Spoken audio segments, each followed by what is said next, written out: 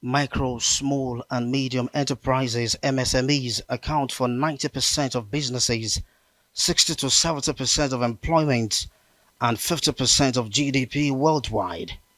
No doubt they're the backbone of societies everywhere, and as such, they contribute to local and national economies and to sustaining livelihoods, in particular among the working poor, women, youths, and groups in vulnerable situations.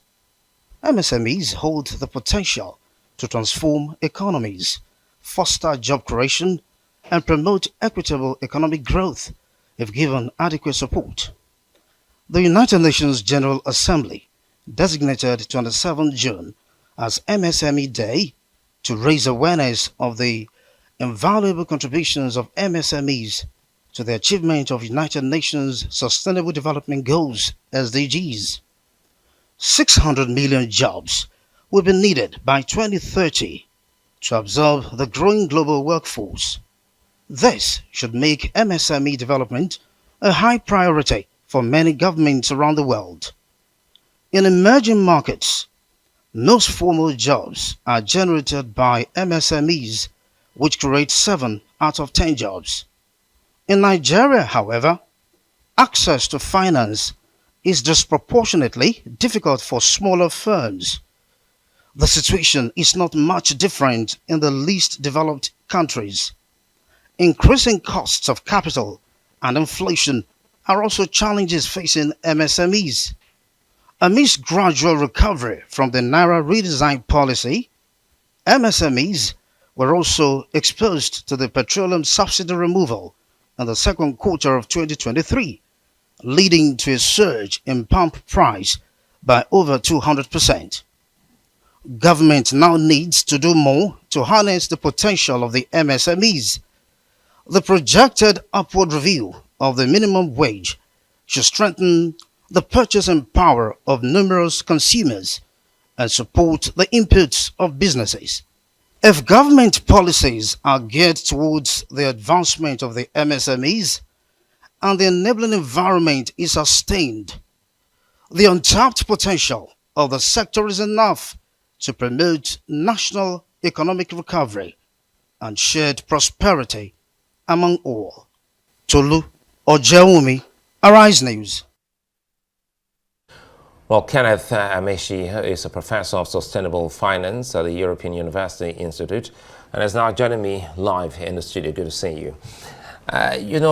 Micro, small and medium enterprises sometimes it's somehow difficult to understand how they thrive and how much of support they get. But again, let's start talking about them. We understand they have over 42,000 MSMEs as of 2017.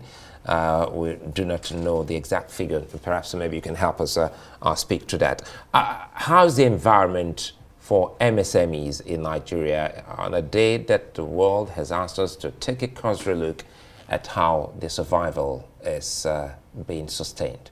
Okay, thank you for having me. I think when it comes to the SMEs, the data says that the SMEs employ a lot of people in Nigeria. So about 70% of people or more are employed by the SMEs.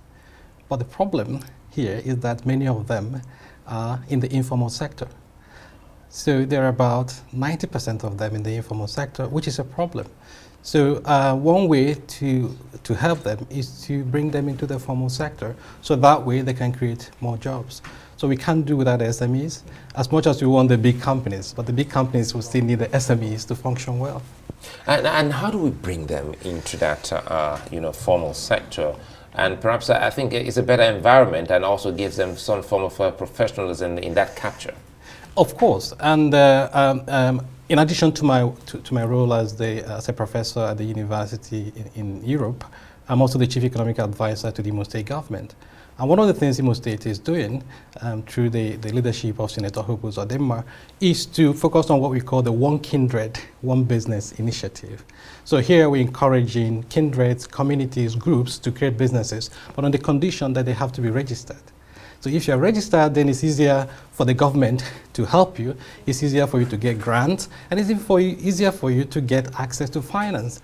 Because, I mean, if you don't have a registered business, how would anyone help you? You only depend on informal financing, which is not terribly helpful too.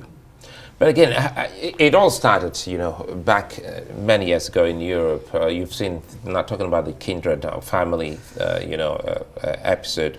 You see masons, tailors from each family, and at the end of the day, they became big businesses, and because they were well registered, well financed, and taken care of. So how do we, replicate that? Because we don't need to rewrite. Just how do we replicate that here in Nigeria? Because we have, semblance of what had happened many years ago in other parts of the world. Exactly. And then if you think about the cooperative movement, for example, which today you have the cooperative bank in the UK and some other countries, and also cooperative supermarkets, and they are very big, and the cooperatives employ a lot of people. So it's not completely new, but what is new in the case of what Imo State is trying to do is to leverage on an existing social infrastructure. Social infrastructure in the sense that the typical Igbo person is connected to his village, to his town, and they from time to time contribute to social projects. It could be a church, it could be a road network, it could also be electricity. So how do we tap into this communal spirit to create businesses? So most of the time people find it very easy to work alone, but we're encouraging them to work in groups. Because also in the spirit of the Sustainable Development Goal, if you want to travel fast, you travel alone. But if you want to travel far, you travel with others. And this is about leaving no one behind. We have been very much focused on individual entrepreneurship. So even if you look at the funders, NGOs, development agencies, they tend to focus on individual entrepreneurs. There's nothing wrong with that. But in a situation whereby you have over 60% of our youth unemployed, I don't think focusing on individual entrepreneurs will be the solution. An effective way is to think about group-owned businesses, and working in groups will be a quicker, more efficient way of getting people out of poverty and empowering them. But they need to be registered, they need to be known, and they need to run their businesses professionally. And that's where I think the government can provide more support. And what is happening in Imo State can be replicated in the southeast of Nigeria, because the Igbos they have a unique way of doing things. But beyond that, it can also be replicated in other parts of Nigeria, and they can call it anything they want as long as it encourages communal spirit. And trust is another thing here, because these are people who have been able to, finance themselves and being able to raise their small businesses. And there you are, speaking of government trying to register them, trying to bring them together and see how far they can go by coming together. Trust. So in this conversation and in trying to ensure that they are well captured in a scheme that will protect them better, what does the government say to these people to ensure that some of them will willingly join such? So in this case, the government is not saying, oh, there is money, come and take it, right? So you want to help those that have indicated interest, that have shown the commitment. So they have to have a skin in the game by providing the initial finance. And what we are saying also is that there is money in the kindred. Think about remittances. If you want to start a small poultry farm today, it may not, 300 bird poultry, it may not cost up to 5 million, 6 million naira, right? And he can say one person might struggle with that, but 6 people each contributing 1 million naira will give you a kindred, a business.